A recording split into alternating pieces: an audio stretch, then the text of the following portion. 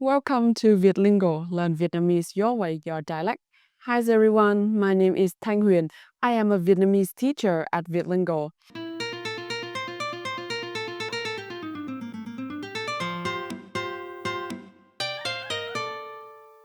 Today we're learning Northern Vietnamese.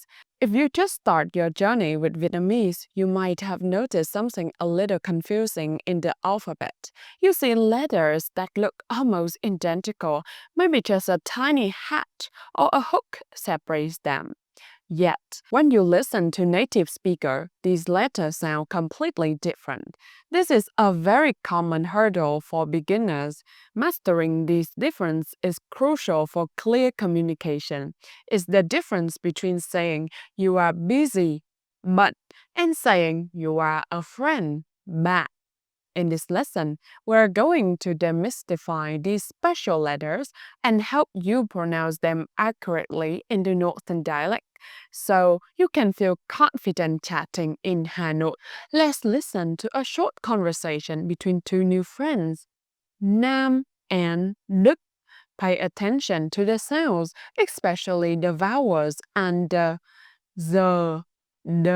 sounds.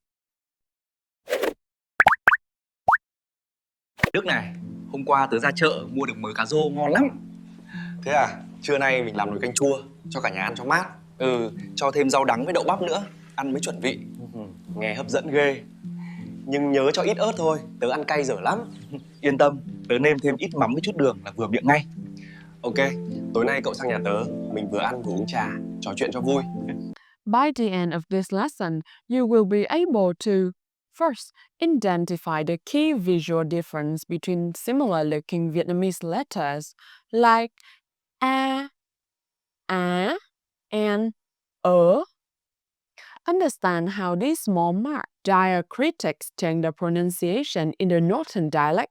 And the third is accurately pronounce the tricky letters when speaking and reading. The Vietnamese alphabet is based on the Latin script like English, but it includes special modification like hat, hook, and crossbar represent unique sound. Let's break them down group by group.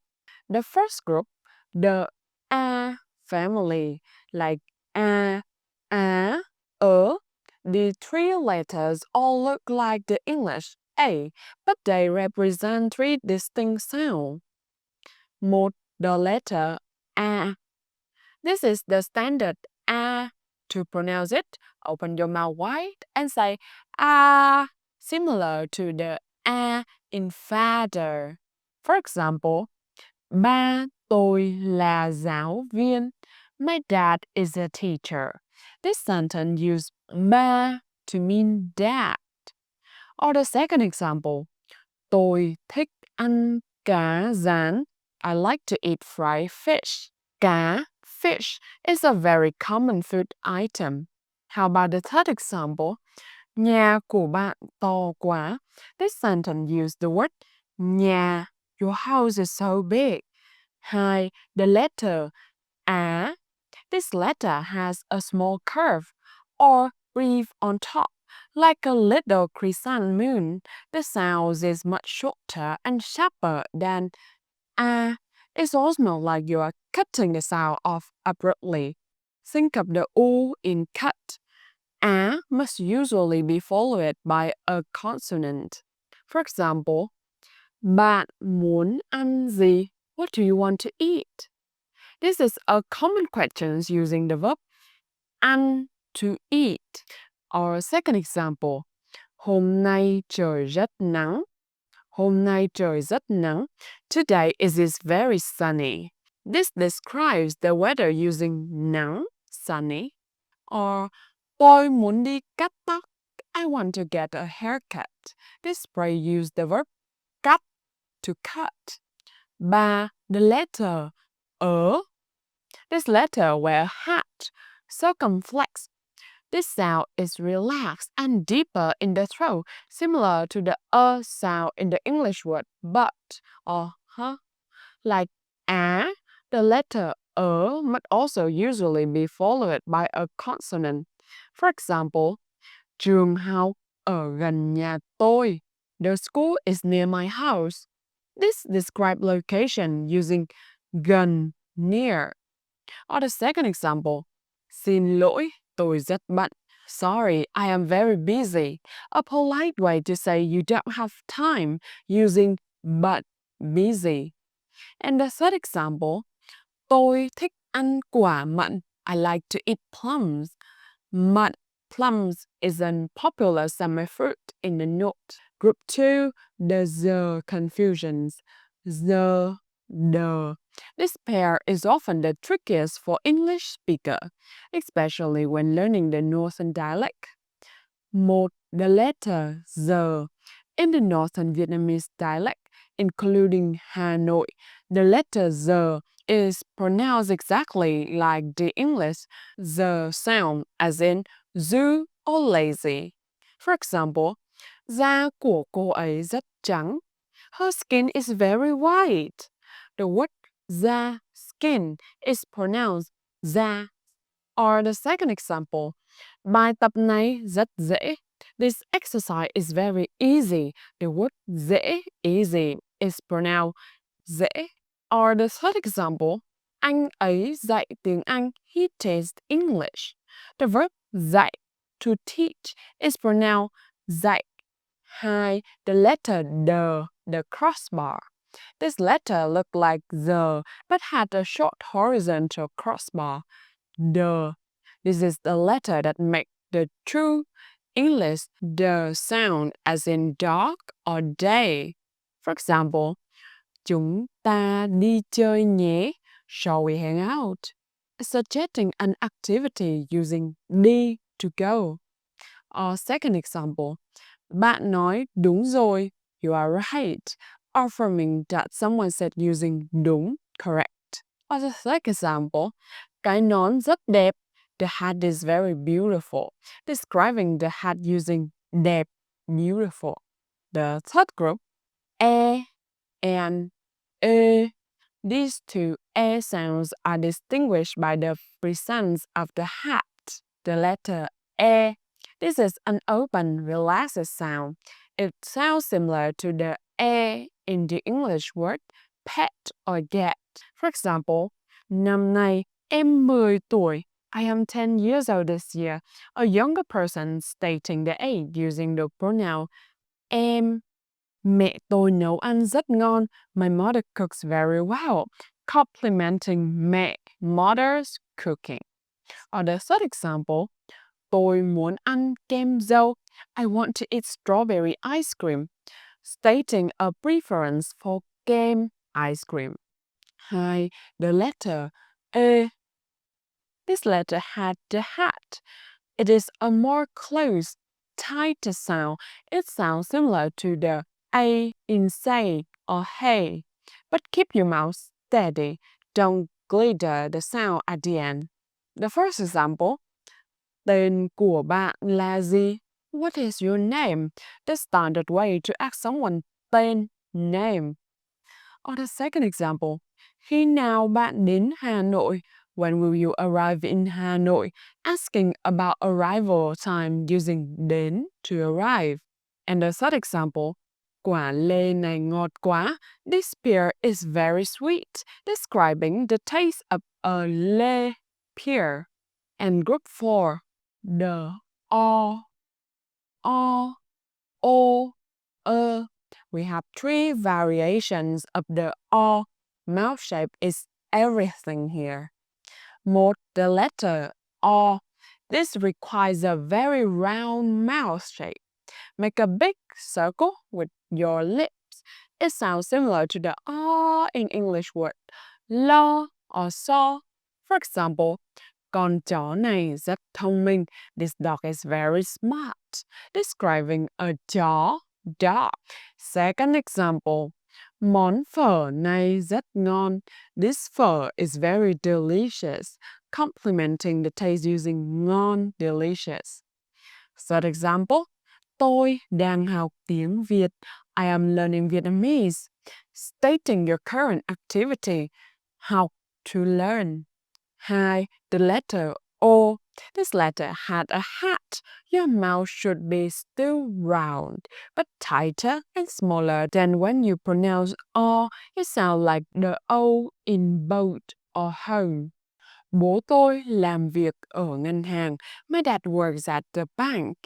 Bố is the common northern term for dad. Cô giáo của tôi rất tốt. My teacher is very good, describing the female teacher. Cô giáo. Or the third example, hôm nay trời rất đẹp. Today's weather is very beautiful. Asking about availability using hôm nay, today. 3. The letter the hook. This letter has a small hook on the side. This sound is completely different. Relax your lip. Don't make a circle. A great tip is to smile slightly when you say it. It sounds similar to the in fur without the R sound. For example, cảm ơn bạn rất nhiều. Thank you very much. Expressing gratitude with cảm ơn. Thank you. Second example, tôi thích sinh tố bơ. I like avocado smoothies. Bơ mean avocado or butter. Third example, phở là món ăn nổi tiếng của Việt Nam. Phở is a famous dish of Vietnam. Introducing the famous dish, phở. Group 5, u and u. Finally, let's look at the u sound. 1. The letter u. This is a standard u sound. Pucker your lips tightly like you are about to whistle. It sounds like the u in two or blue. For example, buổi tiệc rất vui, describing the party as vui, fun. Tôi đi ngủ lúc 11 giờ đêm. I go to sleep at 11 p.m., stating that time using ngủ to sleep. Mùa thu Hà Nội rất đẹp. Hanoi's autumn is very beautiful, describing the season. Mùa thu, autumn. 2. The letter u.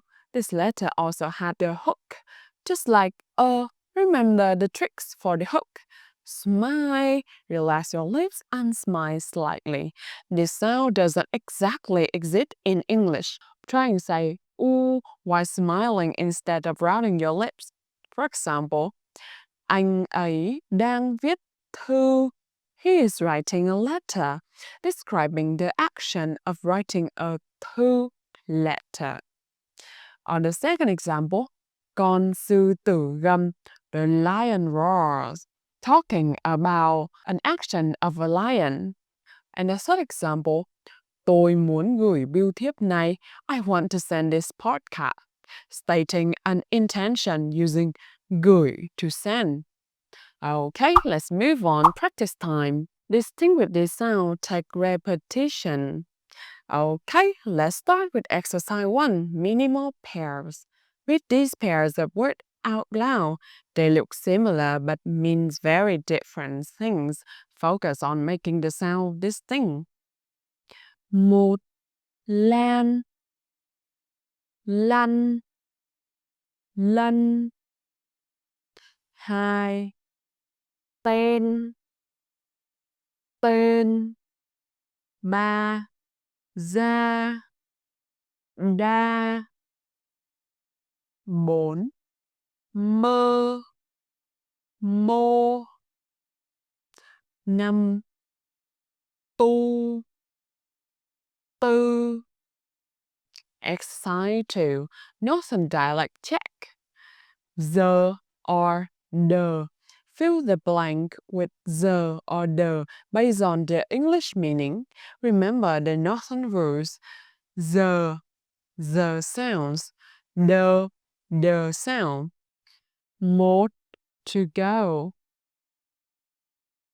2. Easy. 3. Beautiful. 4. Knife. Great job today, everyone. We covered a lot of ground. We learned that a small mark does make a big difference in Vietnamese. The B makes short and sharp. The hat defines e, and o. The hook usually means you should relax your lips and smile slightly. The crossbar, the, give us the true English, the sound, while the sound like z in the north. Pronunciation takes time, so don't worry if you don't get it perfect immediately. Keep listening to native Northern speaker and practice this sound daily. If you enjoyed this lesson, like, share, and subscribe for more Vietnamese lesson from Vietlingo. Thank you for watching. Cảm ơn. Xin chào và hẹn gặp lại. That's the end of today's lesson. Thank you so much for watching and learning Vietnamese with us. If you'd like to experience our teaching style in person, we'd love to invite you to a 30-minute free trial lesson with one of our experienced Vietlingo teachers.